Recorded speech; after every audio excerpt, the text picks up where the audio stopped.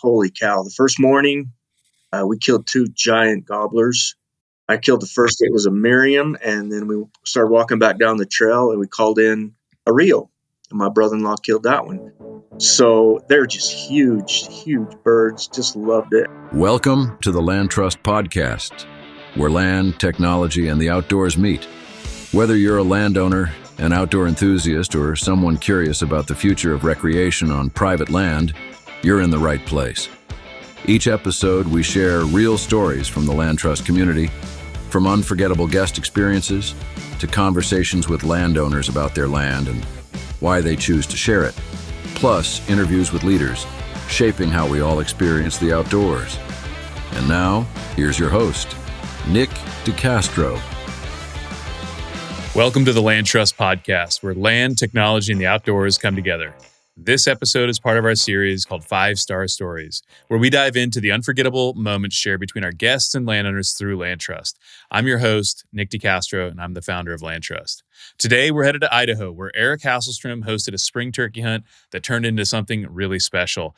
Our guest, Scott Dalebout, and his friend described it as both beautiful and a blast, a challenging hunt filled with game and unforgettable memories. Let's get into it. Scott, welcome to the show. Thank you. All right, Scott. So where are you calling in from today? Cedar City, Utah.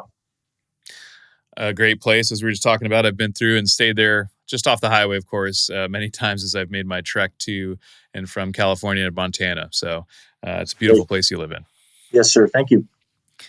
All right. So I guess why don't we start with a little bit of background. I saw the photos, you booked a spring turkey hunt and up in Idaho, but where did the inspiration hit? Are you guys big turkey hunters? Or are you just casual? How did it come about? I really enjoy turkey hunting. I kind of got my brother-in-law into it, and now he's kind of addicted like I am. And last year we went to Nebraska through LandTrust. That was my first year. Had an amazing time. This year we wanted to stay a little bit closer to home. And I love northern Idaho. So I contacted your company, and we talked a bunch about northern Idaho, and they gave me some suggestions, and I went through all of them and texted all of them, and everybody I talked to was really great. But we decided on Eric's place, and we're so glad we did. It's just rolling green hills and ponderosa pine, which is my favorite type of forest. Yeah, it's a really cool property. We did another podcast recently with another guest there. And I was actually the first person to book out there a couple of years ago when they came on and listed some of the photos there with the camper and everything. That's me and my family. Really Great. Cool ecosystem. They had, I'm sure they talked to you about it, but they had originally cleared those pines so they could grow wheat and stuff like that. But they still have those, islands of pines, which is such a cool ecosystem. Yes, sir. Love it up there. So, I guess, the other thing too, did you partake in any of the lamb that they grow there or any of the beef? No, sir, we did not. Okay. Next time you're going to have to give it a try. They'll sell you some of the lamb that they grow and beef too. And it's phenomenal. My family did. But all right. So you've used LandTrust before. I wasn't familiar with that. So that's great. I appreciate you being a customer. So you and your brother-in-law went up. I saw some of the photos you posted, so it looks like you guys had success. Why don't you walk us through kind of how the hunt went? Great. Yeah. When we first got there, Eric kind of showed us around, showed us where he sees turkeys and where they usually hang out. And so it didn't take us long to find turkeys, but they're not easy. They're there, but man, they're smart because they don't get a lot of pressure, but they get enough pressure. Yeah. And calling really did the trick. We both used all different kinds of calls, but the one my brother-in-law was using really seemed to do the trick this time. And holy cow, the first morning, we killed 2 giant gobblers. I killed the first, it was a Merriam, and then we started walking back down the trail, and we called in a Rio, and my brother-in-law killed that one. So they're just huge, huge birds. Just loved it. And then we spent another day looking at other areas, and then the last day we both killed smaller toms. But my goodness, the experience, calling him in, have him coming right up to the edge of where you can shoot and make a good kill. And then they turn around and go back. And this went back and forth over and over. And when they finally come in, it's just so exciting. You got to play the game with them then, so that you got to talk to him and sweet talk him into were you using decoys? I tried a little bit, but that really didn't work too much. So we just sat in the trees and called them in, which worked great. We didn't really need decoys because there were enough turkeys around, but they didn't come running all the time. They made it a challenge, which was what I loved. Outsmarting them is my favorite part. Yeah, I did a podcast recently with another kind of turkey hunter. He's working on his 50 state super slam. So he's got the sickness. Yeah. Yeah. but I'll never do that. But he said, yeah, he said if they could smell us, we'd never shoot them. Because they're just, they're pretty smart. Yes, sir. Yeah, I saw those photos, and I saw the two species, so that's really cool. I knew they had Merriams. I didn't realize they had the Rios over there. Yes, sir. And they were two groups. They weren't right together, but they're two distinct groups. And I'm sure they're hybrids, but those two were distinct. So it was great. And then you guys, did you pull a camper up, or you stay in town? Yeah, we had a little trailer, and we stayed on the edge of the trees, just on the edge of one of the green meadows. See the sunsets. I took some great pictures of those too, and it was a perfect spot. That's great. Yeah, they do have incredible vistas there, and it's interesting that property sits up kind of high on almost like a big plateau, but then there's that huge canyon that comes off of the back of it. Yes. And they're really great. So you'd mentioned to me before, you're from the world. You're retired game warden, correct? Yes, sir. And was that whole career spent in Utah? Yes. Yep. 30 years in Utah. Oh, that's awesome. So, yeah, it's a different perspective. So you're the first game warden I've ever interviewed or even spoken to, actually. So I guess I've never had any run-ins with the law. But, can I check your license? Yeah, I know, right? So, I guess I'd be curious. I mean, what's your perspective now being on this side? You're obviously retired, but LandTrust is a newer model. We're obviously a private lands company. I mean, I don't know. It's an interesting perspective to hear. What are your thoughts on the general model? Well, I really love it. I wanted to hunt other states forever, but I was always a little bit weary because some of the laws and rules are a little bit more complicated.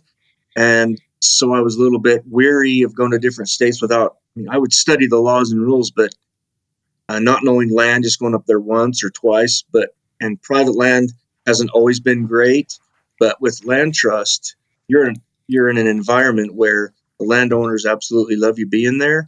They're making a little money to help with their expenses. You're not going to get any competition on the land. And everybody so far, even the neighboring landowners or other folks that are there, have just been super nice. We don't have to worry about all these other things that I usually worry about. And maybe most people don't, but being with wildlife law enforcement, I worry about that. Oh, I'm sure you have some stories about that. And yes. I would be curious actually with your old career, what was the interaction like?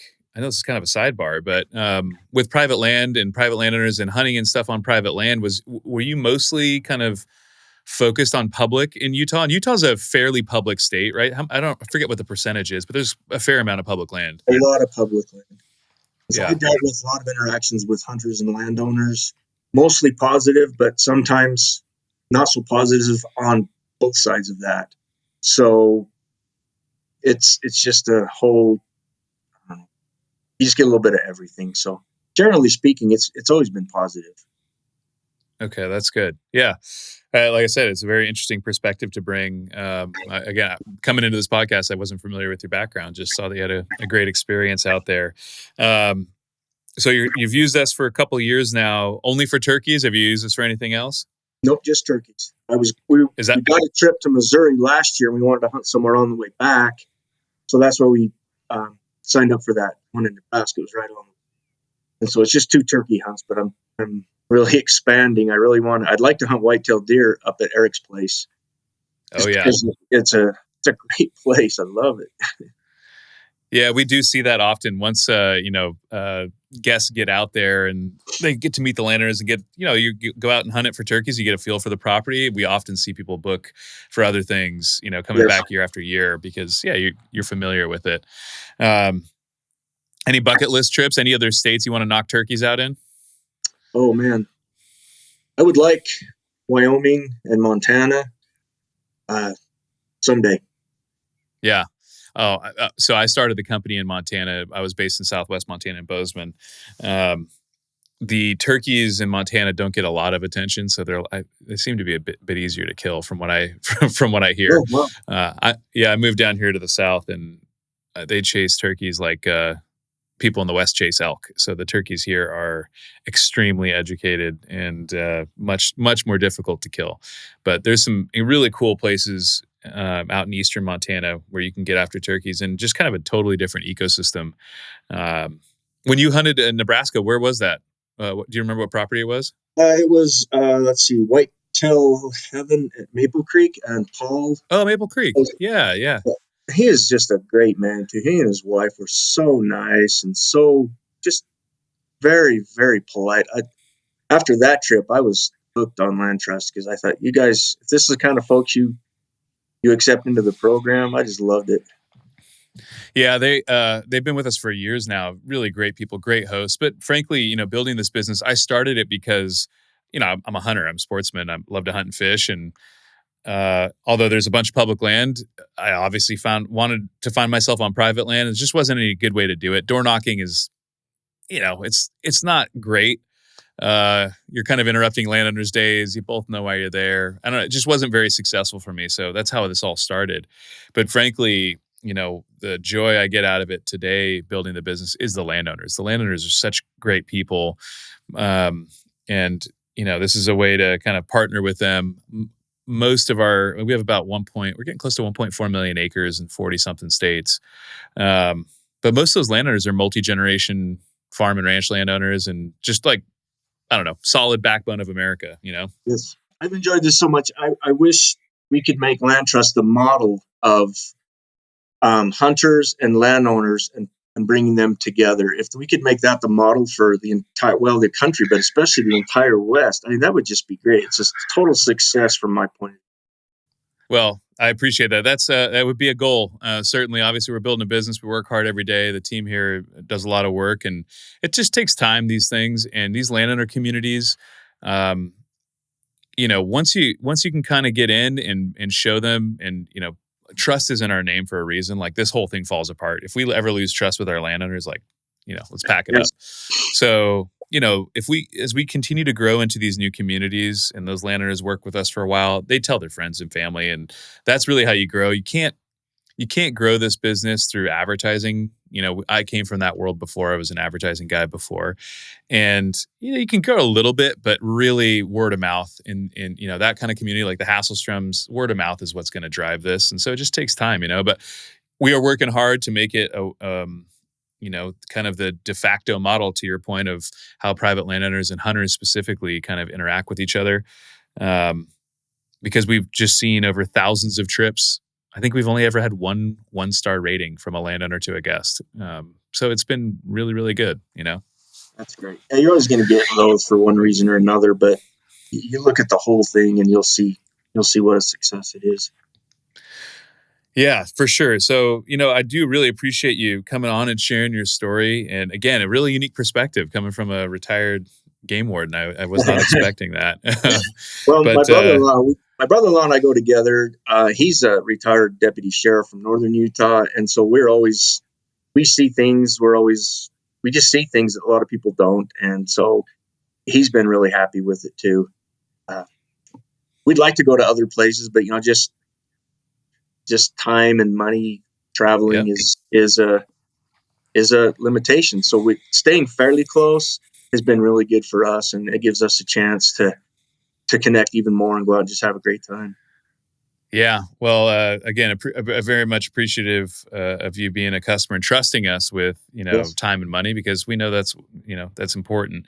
We should have some Utah. We don't have much. I don't think if we have anything in Utah, but we have a line on a couple of properties in your neck of the woods. So I'm hoping we can get them on for turkeys, actually, specifically, really close to you. And then I've been throwing it out to the turkey hunters recently, but if you're wanting to get your Goulds, we just listed that one international property that's in Chihuahua, Mexico. So you can drive down there, actually. You can drive yourself down there. But make sure to keep an eye on Utah, because I do think we've got a couple in the pipeline right in your neck of the woods. Oh, that's great. Yeah. Yeah. For sure. Well, appreciate you, Scott. Again, thank you for being a customer. Thank you for coming on, sharing your story. And we will keep an eye on you as you continue to go out and book, hopefully, some other states. And, Montana and Wyoming got some amazing properties out there. So I hope you have success in the coming years. Well, thank you very much for your help and for your time and for your business. That was Scott Dalebout sharing his spring turkey hunt on the Hasselstrom Farms in Idaho. I want to give a big thanks, first of all, to the Hasselstrom family for opening up their land, and to Scott for coming on here and reminding us what the outdoors is all about: connection, challenge, and moments that stick with you long after the hunt. By the way, if you haven't, please do like, comment, subscribe, share, all that fun stuff. This podcast, it does help us on the different platforms. And share it with friends or family or anybody you think might enjoy the podcast. By the way, if you're interested in getting out to Hasselstrom Farms for a spring turkey hunt or maybe deer hunt, something else that they might be offering, you can find them on LandTrust.com. If you just go to LandTrust and search for Hasselstrom Farms, you will find them. You can also look in Idaho and you'll see their listing there too. And if you're a landowner and you're thinking about potentially listing your land on LandTrust, it's really easy to get started today for free. You can learn more about it by two things. You can go to landtrust.com/landowners and you can see a bunch of different videos that we have and FAQs, all sorts of good stuff. Or you can call or text our team if that's what you prefer. That number is 406-709-8450. Our team is here ready to talk to you, help you answer any questions you might have. And then if it sounds great, they can start your listing today. Again, totally free. And you can call us or text us at 406-709-8450. All right, folks, that's a wrap. Thanks for tuning in to the 5-Star Stories series here on the LandTrust Podcast. Remember, if you're looking for your next great outdoor experience, you know where to find it, landtrust.com. See you next time.